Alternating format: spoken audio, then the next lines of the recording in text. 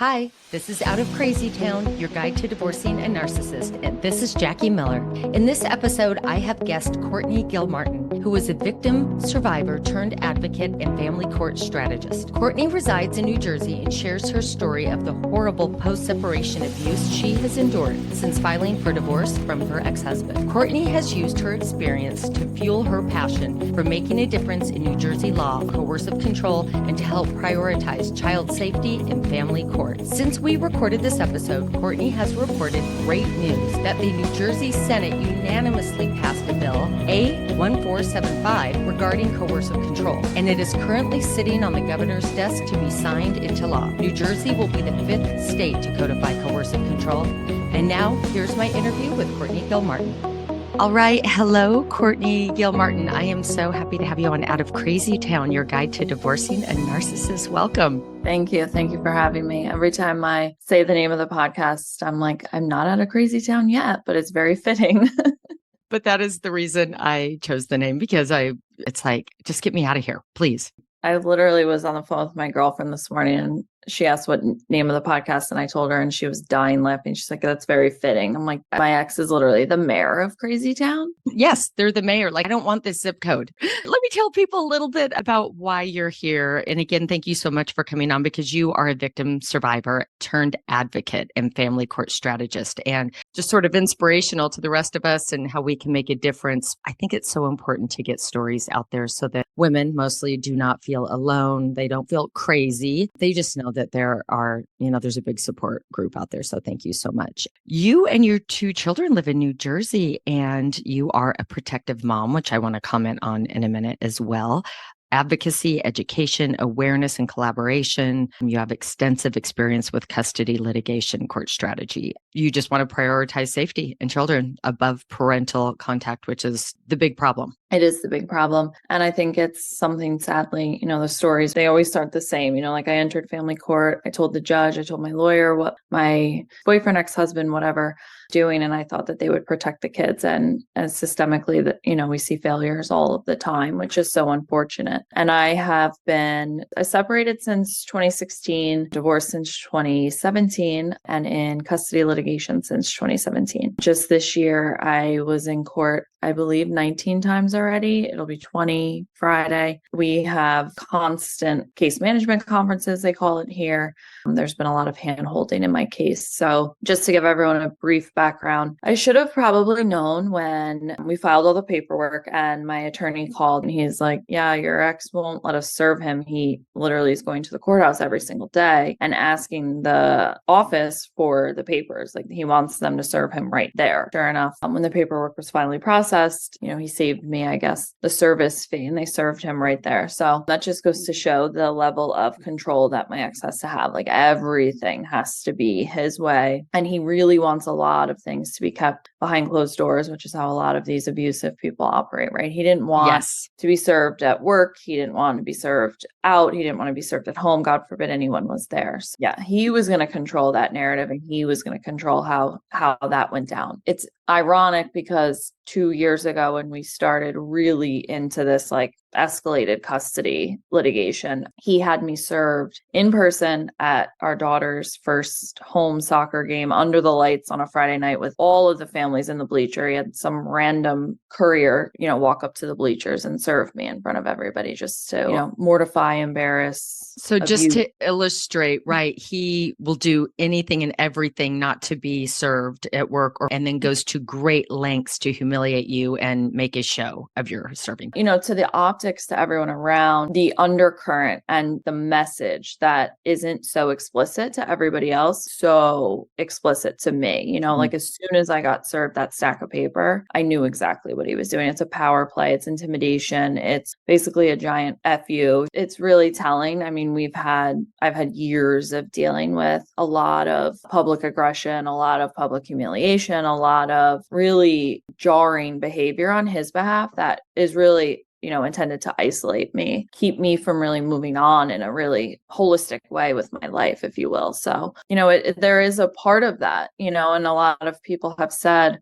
how can you ever be in a relationship with someone like that, which is unfortunate. And for so many, it's such a grim reality because you think you're going to get divorced. I read that book, When Will I Be Free of You, which was really helpful when I was getting divorced. But I still find myself saying, like, when am I going to be free? I'm divorced years now, and it's almost as if I'm still married, right? Which is it's a really heavy thing for people to be able to emotionally process that. The divorce was contentious, to say the least. We did go back and forth on custody for a while. We had some temporary, really bad orders from the judges where custody was 50-50 and it was very choppy, a lot of back and forth. And a lot of the exchanges was really where the problems would arise. Any contact, any opportunity for him is fair game. Would you mind going into like some examples of what would happen during exchange? Just a lot of yelling, getting out of the car. One instance, the kids were like 5 and 3 when we first split. So he would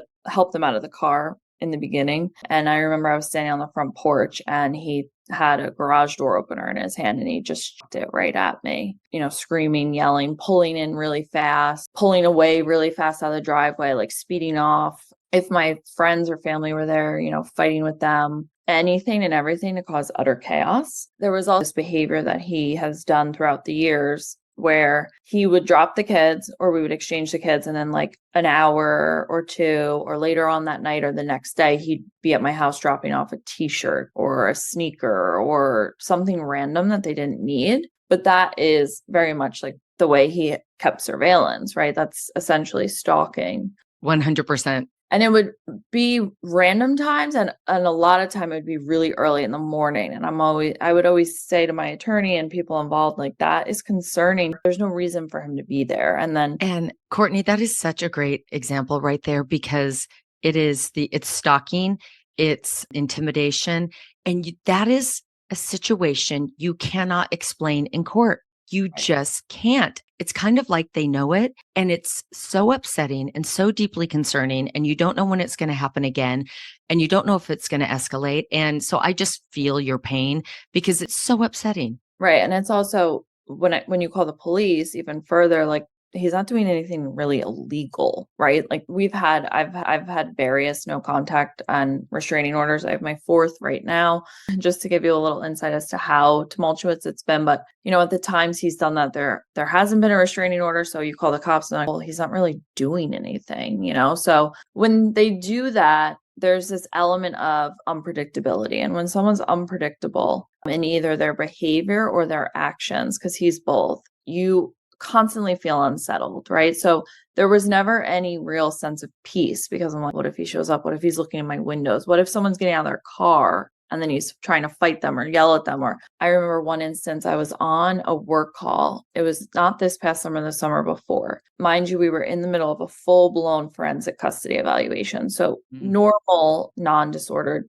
people would be on their best behavior. And all of a sudden I heard someone yelling outside my house, just a loud male voice. Sure enough, it was him. He was standing outside just screaming loser over and over in front of my house. I remember I called my attorney and she's like, do you want to call the cops? I'm like, say what though? My ex-husband's outside screaming loser. I mean, it's just the conduct is so concerning and alarming. No one in their right mind would do that, right? But, they get away with it because it's technically not illegal. Is it harassment? I mean, let's just be honest. Yes. No, like if he did that to a neighbor, a coworker, a stranger, he would probably get in trouble. There's no reason for him to be behaving that way. It's not a beneficial behavior, right? So yes, but do the courts recognize it as such? Not really. So that's just a little bit of the mountain of things that I could talk about, his inappropriate behavior and things he's done. But we litigated the divorce for like a year. Once we settled on the financial components of the divorce, we really took a look at custody and we were able to get him and his attorney to settle on me being primary parent and him being parent of alternate residence with almost a 50-50 custody split, but not, which was helpful. And can I ask you, how long did it take you to get there from when you filed? So I'd probably say 13 months to answer your question. But what we did was, and I think how we kind of got there was that my attorney was like, let's put a clause in there where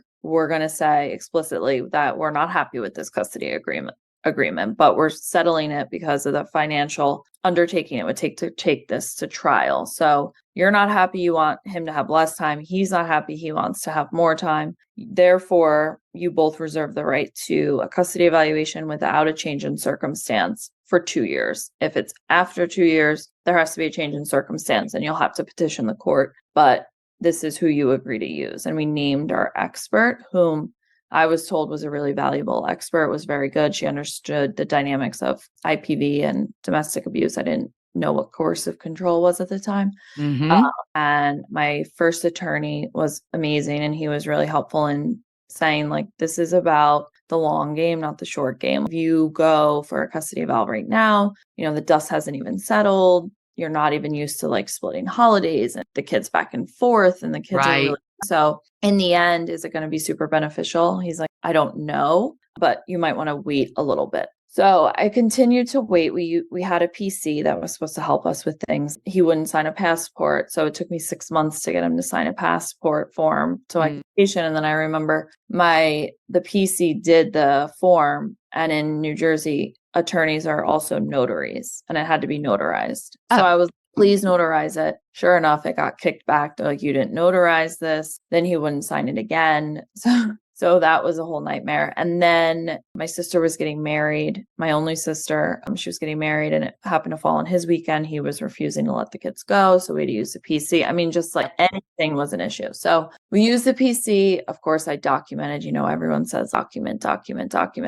It's almost another job, but I really just, thankfully we live in 2023 now, but like the age of Google Sheets and Google Drive and computers and everything. So I just had a running spreadsheet and I would just log things. Thank you for that, because I know a lot of people to know how others that really been through document. And so thank you for even just that, comment on the Google Sheets. Yeah, it's a lot.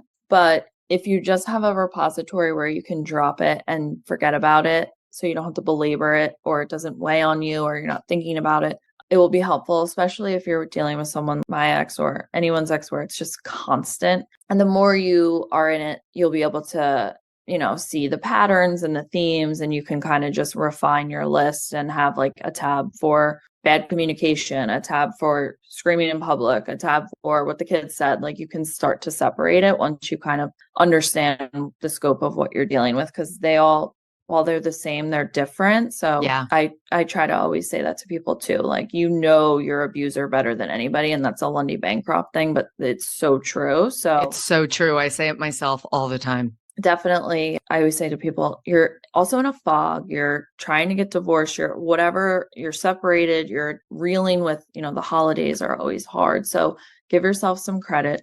Don't beat yourself up about all the documentation and all of that. As long as you have it written down, I feel like that's a good basis and you can always improve as you go on. Sure. We settled that way. I think he kind of thought he won. I dealt with a lot of things, like I also wanted to deal with my emotional baggage getting out of that relationship. There was a lot, things I had to process and understand, and life as a single mom with 2 young kids. And, I think people really need to get some time under their belt to deal with a lot of the emotional stuff that comes after divorce before running into a custody evaluation, if you can wait. So I wanted to do all that. And truthfully, I wanted to get back into working and focus on my career a little bit, because, I think a lot of us give a lot of ourselves away in these abusive relationships. So I kind of put all that on the back burner. So that was really my focus. Just really, I wanted to be in a place where I felt solid and able to support my kids if and when we needed the custody eval. So, and just so I'm clear then, so you had agreed on the custody and you had the clause in there about the custody eval in 2 years. So are you saying that 2 years had gone by and then enter the custody eval? 2 years went by. 2019, things started to get really dicey, more so than things that I had already expressed, just constant conflict. And, the kids were involved in more and more activities. So that was more opportunities for there to be problems. And I have an email where I reached out to the office that ended up doing the eval in 2019. And I was, listen, things are really bad. I think we're going to go forward. And then COVID hit and the world kind of shut down. Things were quiet, which is strange. I feel like he couldn't control the outside world. So he, I guess, took a break from all the insanity that he had been doing. And then as the world started to open back up, his abuse just escalated almost in line with it. So, as soon as the kids and I started to travel more, that was a problem. And he didn't want my kids with certain people, and he didn't want them going certain places. And it just started this whole snowball effect. My daughter was in 6th going into 7th grade. She was becoming a young lady of her own with her own ideas. And Middle school is so hard anyway. Oh my goodness. And then add that on top of it.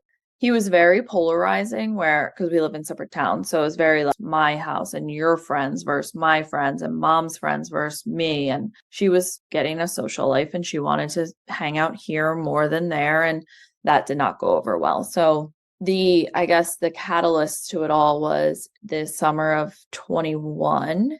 I got my son an Apple Watch and he did not like that. So he showed up at my house to pick up my son and just started screaming at me about the Apple Watch in front of the kids and saying, he was going to bash my face in with a sledgehammer and all these crazy things. In front of the children, he said he was going to bash your face in with a sledgehammer. Yeah. So I got a restraining order. That was my 3rd. And then the next day after I got the restraining order, then the courthouse called my phone and they were like, your ex-husband's here. He filed an emergency motion and he's trying to have you committed and the kids taken away. And he also is trying to get a restraining order on you, but he didn't apply for a restraining order. He just applied for the emergency order to show cause. My divorce attorney, who had been helping me throughout the years, had become a conflict because he partnered with our first parenting coordinator. So he's like, represent yourself for now and let's see what happens.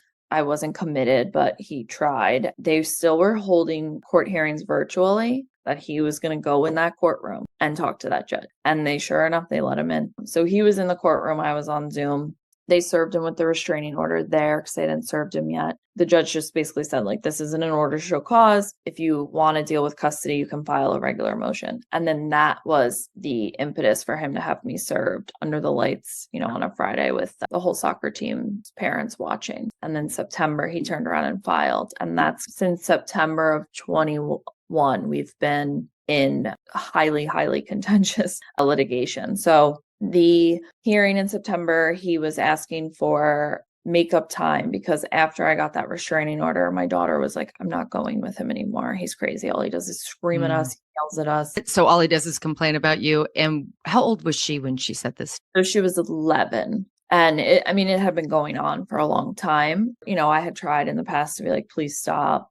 You're upsetting the kids, everything was just, like I said, mommy's bad and mommy's house is this and mommy's friends are bad people and mommy, just that rhetoric, which is so damaging because it's basically indoctrination, right? They're indoctrinating them. And then on the other side, they groom them to idolize and worship them. So there's like this dual damaging strategy that some abusers take on. And if I can add to that, then they instill fear in them, peppered in, so that if you don't follow in line with what I say, they're terrified of what might happen. And look at you as an adult, constantly in fear of what he's capable of. And so you imagine their poor little children. The fear too can be, I think, instilled in a variety of ways. So either directly at them or his abusive behavior towards me, because then they're seeing that and they're like, well, I don't want to be on the other side of dad. Yeah. Witnessing it, absolutely. It is just almost just as effective. Sure. He's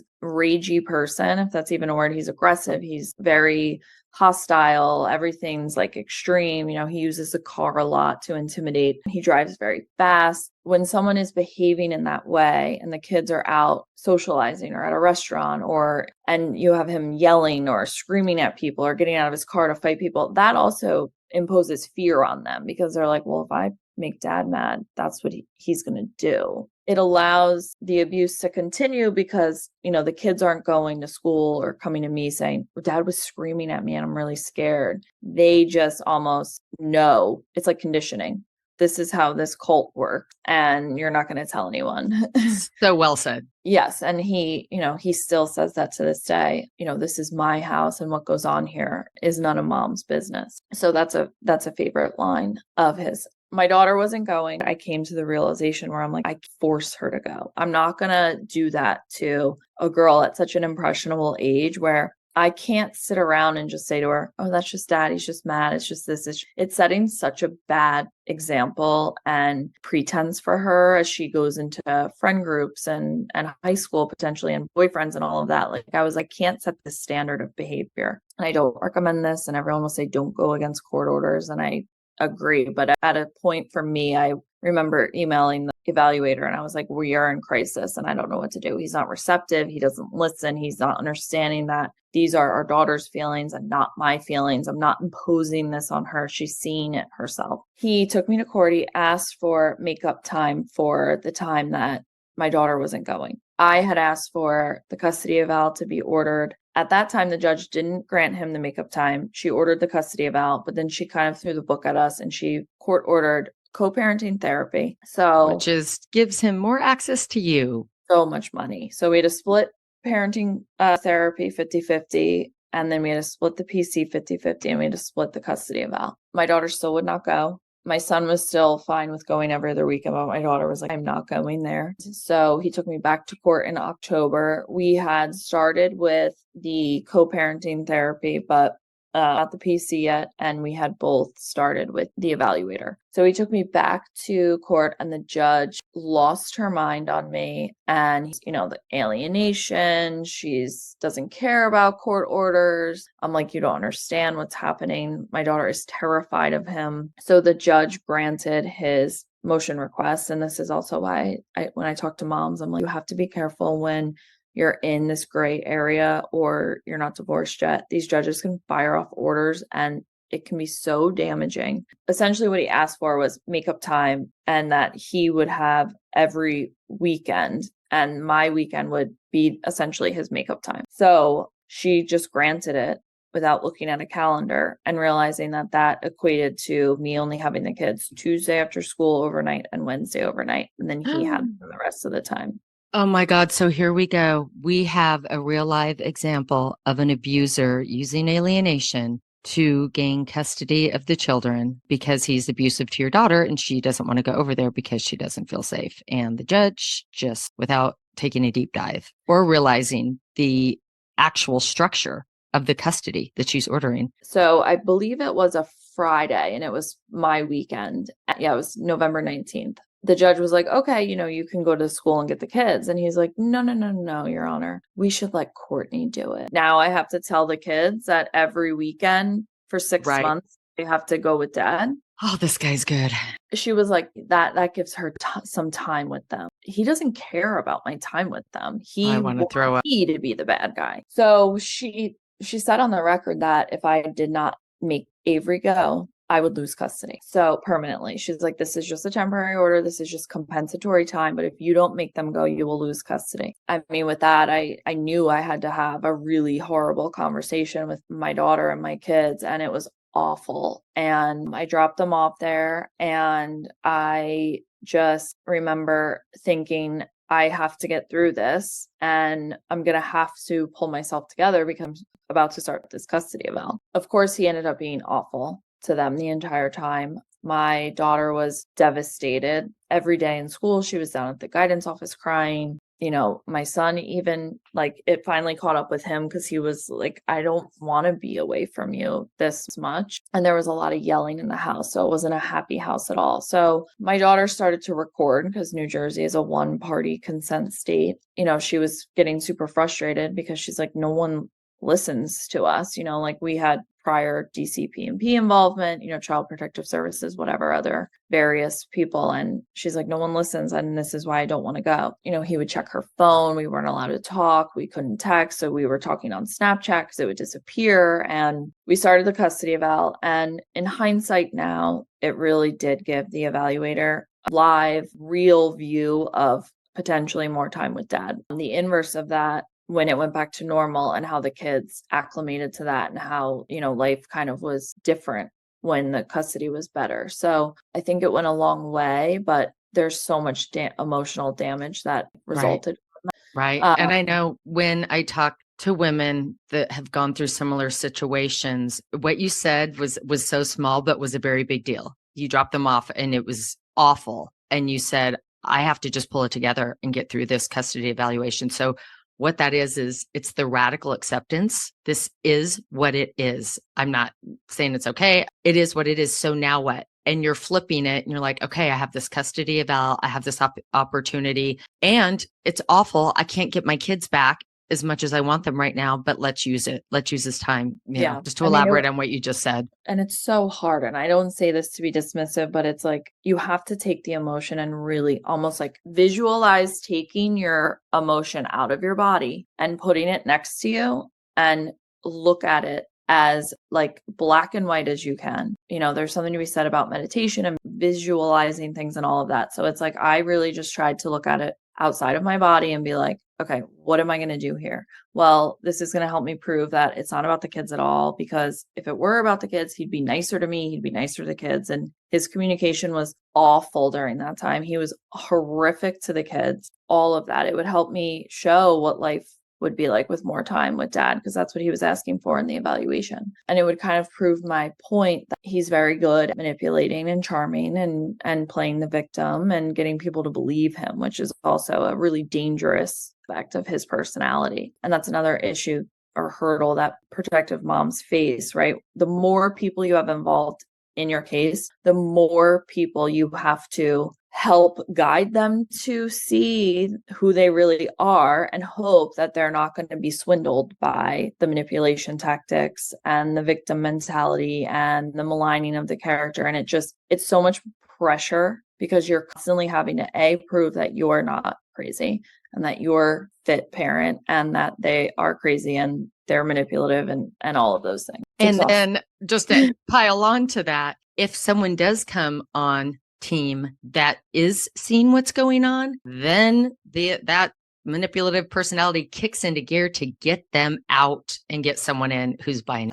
And then you've got another person to overcome. Yep. And just to your point, just that so the new PC we started with, going over with him some financial issues. And as soon as he seemingly was going to rule in my favor, because I was asking for expenses that my ex wouldn't reimburse me for since 2017, he immediately fired him. Immediately wrote this whole email about how inappropriate he is and unprofessional he is, and his office staff is awful. And, I'm this manipulative person, and he obviously isn't professional enough to handle people like me and all of this stuff. So he fired him, which the judge was not happy about. But so the custody eval was supposed to take 3 to 4 months. The expert that we use, she's excellent. She's a forensic psychologist and an attorney. She, was like, it's normally 3 to 4 months and my reports are normally 50 to 60 pages long. Ours ended up taking 13 months. Our report was 167 pages long. She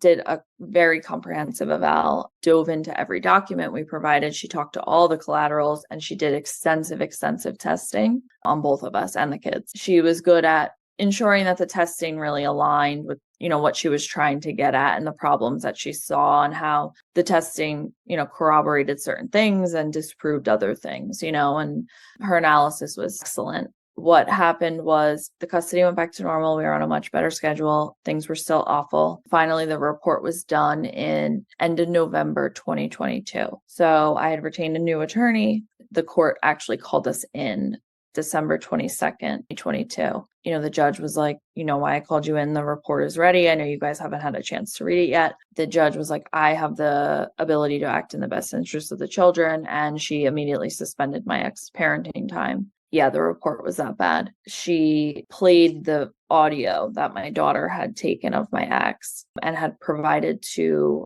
the custody evaluator. The custody evaluator included that in the report just because it gives so much context to his level of rage. So the judge had to play those recordings on the record. So he had to And what were they, Courtney? So it was like Easter and then just random car rides after baseball on the way to school. I mean, there were hours in the house. Christmas Eve, one was awful. I think the one that got everyone, because mind you, this is December 22nd, so 3 days before Christmas, 6:00 at night. We were there for hours. And wow. The courtroom, there's trees and lights in the courthouse, and the one I think that really got everyone was Christmas song, Carol of the Bells was playing. And it's kind of like an eerie, spooky song. So you hear them get in the car, that song's on. And then all of a sudden you just hear the screaming, your mother's a bitch and she's a liar and and then he'll stop, and then you just hear the Christmas music, and then he'll go again, and then you hear the Christmas music, and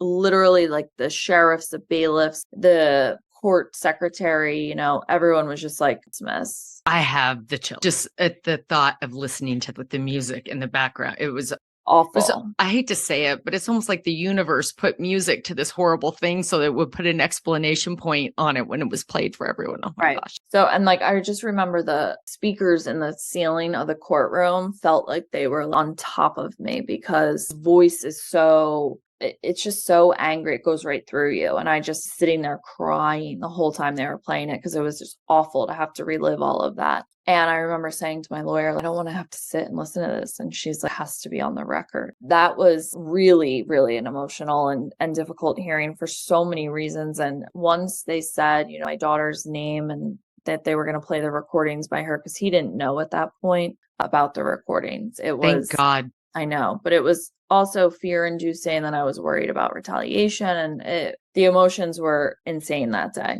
I have a question. If I'm jumping too far ahead, tell me you'll answer this in a minute, but I'm curious. So logistically, when a judge orders that and you have a terrifying person you're going to get the kids from, how does that work? Do you go get them? How does that work? Oh, yeah, that's the other thing. It ended up being his day. And I remember we knew the report was done, but of course he wasn't paying. So it held up, and there was a lot of letters back and forth, and he didn't have an attorney. And because normally when a report is done, and I wanted to touch on this too, it's the logistics of the report being released are really unnerving and unsettling for a variety of reasons. Most of the time it's under protective order. It'll go to the court and you can read it by yourself, the court, or you can read it with your attorney, or they'll call you in if it's bad enough. It's kind of like this unknown, like, when is it going to be released? When is the protective order going to be signed? Is he going to see it first? Am I going to see it first? What is it going to say? Most of the time you'll both read it, and then you'll kind of go to mediation, or someone will file a motion and ask for certain things based on what's in the report.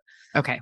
In our case, the court proactively was, we have to take action. This is really bad. These kids can be around him anymore. It ended up being his day. And I remember every time his weekend would come up, I would say to my attorney, like, can't have this report released and then him home with these kids for 5 days. Right. And, the time is ticking, because the end of the year, I'm like, the court's going to be closed. I'm not going to be able to get the kids. Like, it was really stressful. So when my lawyer called me and was like, court is calling us in, I'm like, well, what is going on? She's like, I don't know, but she's like, it's not good. So, I mean, we had an idea, but you can never be certain, right? So, and I had been through so much with this judge in the court that I was always a little bit nervous, but I knew how bad he was. And I knew that the evaluation would be able to put it in a format where the judge would be able to see what's going on. I expressed my concern for having to get the kids. So what the court did was they had him call his mom, who was with the kids, and she had to drop them off at my house. And my friend went there to make sure that they got there before we left. Perfect. So they were at your home when you arrived. Yeah. And then, it was 3 days later, it was Christmas. So it was just crazy. The court was closed, which I think also may have been done intentionally by the court, because they were kind of like, this is what's happening. See you in the new year. Because I think they just knew he would be there, the next day filing something. So luckily the kids and I had a pre-planned vacation. So we went to Florida, and it's probably the best holiday season that we've had since, I don't even want to say 2016 before that. Shortly thereafter, he retained an attorney, and they didn't report, because the report is so well done. So what they did was they are complying with the report and asking for his parenting time to be reinstated. So that's basically what we've been in court since January of 2023 on a month or twice a month basis, and then add in this fourth restraining order. He's slowly gotten time back with my son. My daughter still won't go. He's had to do a variety of therapies, but the level of change, who is like measuring the change, right? Because I see no change. In fact, I think he's worse. But the courts really look at compliance with their orders more so than psychological. Can he change? Is he able to change? Is he healthy now? Right. That's not the barometer of what they measure. They measure he's complying. He learned his lesson. He's going to behave now, which we know with these people isn't the case. The only thing he learned is that he can't yell. He just learned how to manipulate better. Yeah. He's a more sophisticated abuser, basically. He can't yell. He can't do really overt things. And, the behavior was good for probably a month or two, and he had no parenting time and just a therapeutic visitation with my son. And it slowly degraded back to pretty much where it was, which resulted in me getting the restraining order in October. So another one. We are headed back actually to our second round of evaluation with the same evaluator. They call it a focus eval. Yeah. So basically the evaluator does a follow-up. She'll update the report. So it's much more narrow in scope. It's obviously not as comprehensive. She has a tremendous amount of case history, which is good. It should be shorter, but essentially she's going to interview all of us, the kids, and talk to treating clinicians that have been involved since, because he's had to do a variety of therapies, and then she'll make recommendations. So, and I think this is also something protective parents or moms need to know. It's like how you enter that evaluation will kind of put up guardrails as to like what the evaluator can really do or what recommendations they can really offer, right? So like when we went the first time, my ex was saying I was an alienator and that he should have more time. And I was saying, I'm not an alienator, he's abusive and he should have less time. So she really stayed within that scope. She touched on like long-term solutions, PC for compliance and to manage communications. But really the crux of the issue was all of this conflict and the domestic abuse and the coercive control that the kids were exposed to and how we were going to handle that. So now, we're going back and it's a much different approach. I'm specifically asking, I need sole legal custody and here's why. Can you provide a recommendation to the court because it's a need? And then there's some other things we need to address. Communication is so problematic. We need a third party to really help us. And she kind of made the recommendation in the first report, which is why she's also very good, is she said like the communication can't continue. So we need a third party. Not that I'm responsible for paying for, that he must pay for, that he communicates with me through, that has the authority to manage the communication. And if it becomes problematic, immediately stop it. Wow. Now, does that person have a name? Because this might actually be one that we need, because sometimes I hate layering all these people on because half the time it just gives them access to you. That's really great to have a communication monitor. And that's the problem, because does this person really exist? She said a neutral third party, like PC. Okay. And I think there's opportunity here for someone less for sure, if you can get an expert to recommend it. But it's more so like compliance. We're hearing from his attorney that he's amazing and he goes to therapy and he meditates. And it's like, okay, but what is really going on in those therapeutic sessions? And if there's an issue, how are we getting that information to the therapist? Like, I can assure you that the communications that have been problematic, I don't think he's going in there showing her the services that he was ordered. So he's ordered to do a batter's intervention, individual therapy, parenting classes, someone that really is going to be able to get updates from the treating clinicians and kind of be able to decipher, like, are they really complying? Are they just checking boxes? But, that's where I think the issue with family court is, like, that's not really a PC or a lawyer role. That's kind of out of their scope. That's more a therapist, a mental health person. I've talked to a few people that are directors of ladders intervention programs, the ones that really hold them accountable, someone more in that realm, because they need to understand the psychology of these people and how it's not meaningful participation. I love that suggestion, having someone who runs like batter's program, because you're right. They deal with the abusers that refuse to admit that they abuse and things like that. And you can see the psychology behind it. Yeah. I mean, he's going back into the custody eval now saying, I'm healed. I'm better. She is the problem. She won't get over the past. I should have custody of the kids. I'm an alienating person that's making this all up. Like, back to essentially square one. Something interesting with family court is, to your point, we need someone that holds them really accountable. And the accountability has to be immediate. If they don't comply, there has to be a repercussion. That is the gap of family court. For example, in light of all of this custody stuff going on, he still wasn't paying me. He fired the PC, still wouldn't pay me. So we had to file a motion for extracurricular expenses because he just wouldn't pay, because coercive control, I'm not going to pay. We settled that. The motion was filed in April. We signed a consent order in July. From August to now, he still hasn't paid, won't pay. Sent him the expenses. He's like, I'm not paying. So we're going to have to go back and relitigate something we just litigated.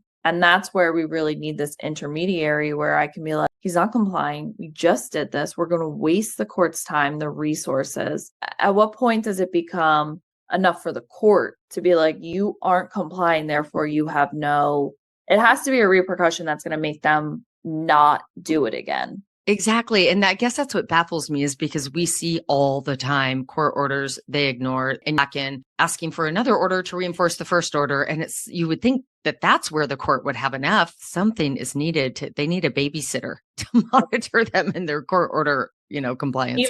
Even with a babysitter, who has the authority to force things? And what does enforce mean? Said it has to be something that hurt. And we're always chasing tails, that's what it feels like. So I think it's Coercive Control USA, where she says it's like quicksand, and it truly is. It's just sand. Like in this, every time I think, okay, I got the order, he has to pay. It's like, nope, no, I'm not going to pay. And I'm like back in this. So infuriating, and it's maddening, but family court is so interesting because there are no real repercussions, right? Instead of accountability, every time he doesn't follow a court order and my lawyer reaches out to his for the expenses, for example, turns into this opportunity for them to negotiate and try to manipulate. It's not a negotiation. It's a court order that we literally just signed. I know. And if I can just get specific on this, you're right. So they don't comply. Then you have to file something, go. And they're like, okay, fine.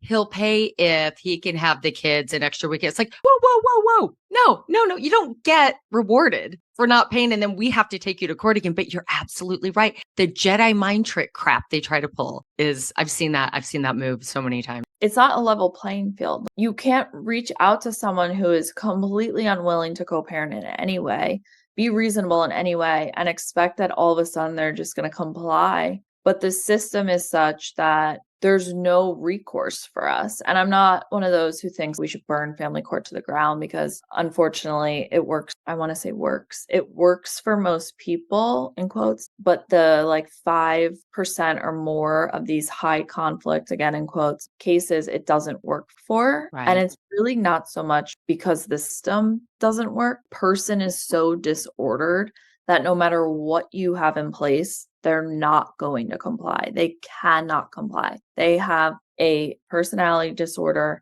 and they thrive on conflict, and it's just a way for them to abuse. And that's how they operate. So it's almost unreasonable for us to think that they would all of a sudden become reasonable when they're in family court. But that doesn't solve the problem. Like, what do we do with So speaking of, you have gone on to help found New Jersey Protective Parents. And so would you tell me about that? It started basically on Instagram. I was just I made up a fake burner account. I'll say that I was following a lot of, One Mom's Battle, a lot of, well-known people in this world, unfortunate world in crazy town. So I connected with other moms in Jersey, and we found out that they were trying to pass a coercive control bill to add coercive control to the statute of DV in New Jersey. So we partnered with the New Jersey Coalition to End Domestic Violence, and we found out the days that they were going to have testimony, and we drove down to the State House and we testified. We were like, we should really start a nonprofit because it's just going to be better. We're going to be able to attract more protective moms, and it's just going to be so much better for us to start, spreading awareness and being able to really have a solid foundation where we can be more than just crazy moms that they think we're jaded because we got divorced, and we're really here trying to do something for the kids. So that's kind of how it started.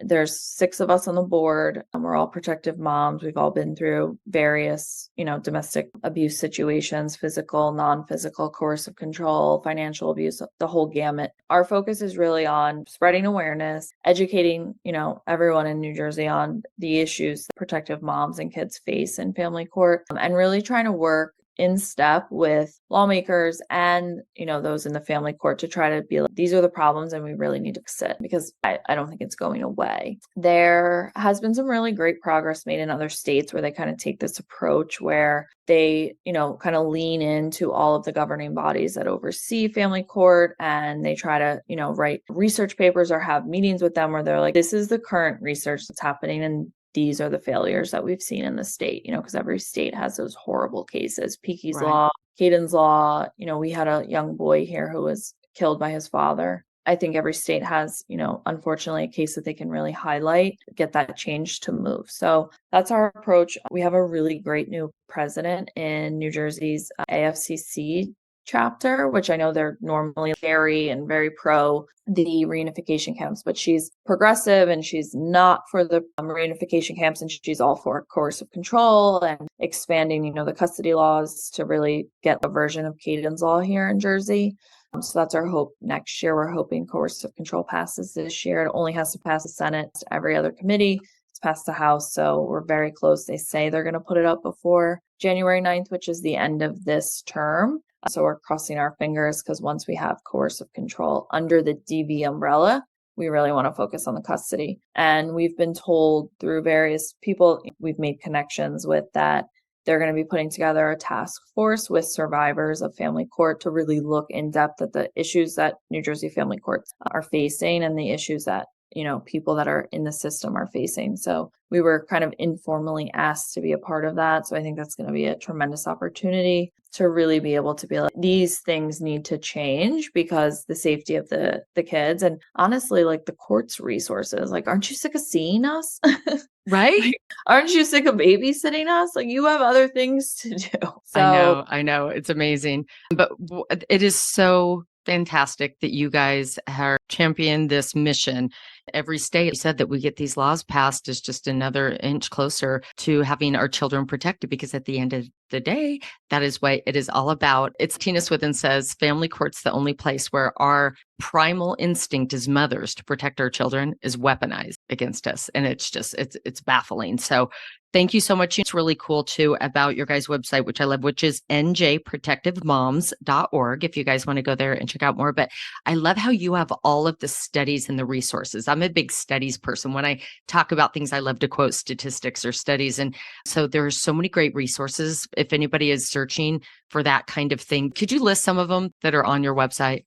I know we have the Sanders study. We have the high conflict one, if that's the same, forgive me. We have the Joan Meyer study. I believe I linked a new study out of Canada that's about why joint legal custody isn't in the best interest when there's domestic abuse. I think Emma Katz has an article on there because she's really great. Anything that is speaking to why, domestic abuse should be really a number one risk category, if you will, in child custody determinations. I spent a tremendous amount of time building out that website. I did it myself, but I think it looks really great. I think it is, to your point, a good resource for moms. Yeah. And I wanted to put it there because I wanted people to really be able to read the information and make their own determinations and not just take my word for it. And Lundy Bancroft said this in a podcast he did recently where he's like, we don't have to convince, we just have to spread awareness. Like, when people realize what's going on, they're horrified. You can read any of those studies and be horrified. And I want people to really come to terms on it on their own. And I think, naturally they will. And my local newspaper did a recent article on me. Of course, my ex, someone sent it to him. So him and his attorney sent it to the judge, and they were up in arms, and she called us in and we had a whole conference on it. They mentioned the website and all of this. And if you read the website, it's not at all bashing family court. It's really saying, like, we want to be able to work with them to really improve the system and let them understand, like, this is real. This is happening. This isn't just, the uneducated teen mom who's getting beat up by her drunk boyfriend. Like, that's not domestic abuse anymore. That's such an antiquated view to look at it as. And so that's really what we're hoping to do. That's awesome. I love that approach. And it makes so much sense that Lundy Bancroft said it, but you just put the information out there and it speaks for itself. And it's funny because that's the strategy you have to have in court as well. You can't come in there convincing or, bashing or anything. It has to be unemotional, has to be just factual. And I always say this, I don't want to discount anyone's experience. I know how traumatizing it can be. I know judges make bad decisions. I know kids have been hurt, kids have been killed, the worst case scenario. And it's so, so hard. People may disagree with my approach, but I'm doing what I feel like will be the most impactful for me and my story. I have been through the ringer. I've probably the equivalent of 2 college educations on legal bills. And I have to turn this into a teaching opportunity. I have to use it as an opportunity to really hopefully change things. And I think that, there's power in that too. And I don't know, maybe I'm too optimistic, but I hope not. think my Nope. judge learned a lot about my case. I will say that. And she actually has apologized to me on the record twice. So I know there is an email address on your website. If people want to reach out and have questions, is that okay? happy to talk through, any of the insight that I have from going through the custody battle. I know we didn't get to it, some of the tips and tricks that I have, because I know that's also a really, really emotional and difficult thing to go through. So any ounce of a win, I think we all have to take. Absolutely. And so I just thank you for coming on, sharing your story, which is so validating, letting other people know that they are not alone. There are many people out here on the front lines fighting and then also trying to make a difference on the back end. New Jersey, njprotectivemoms.org. Such great resources. You guys take a look at it. Courtney has really done a great job with the website. And, if you have questions or want to start a similar thing in your state, I'm sure that she would be happy to help you or give you some advice on that. So thank you. Good luck to you. I know you still have a few things coming up on your case in the near future, so I will be thinking about you. Yeah, I'll let you know how. Yes, please do. All right. Thank you so much, Courtney. I wish you the best possible holidays. You too. And thank you again for spending your time with me, telling your story. Thank you. Okay, hopefully I'll talk to you soon. Bye.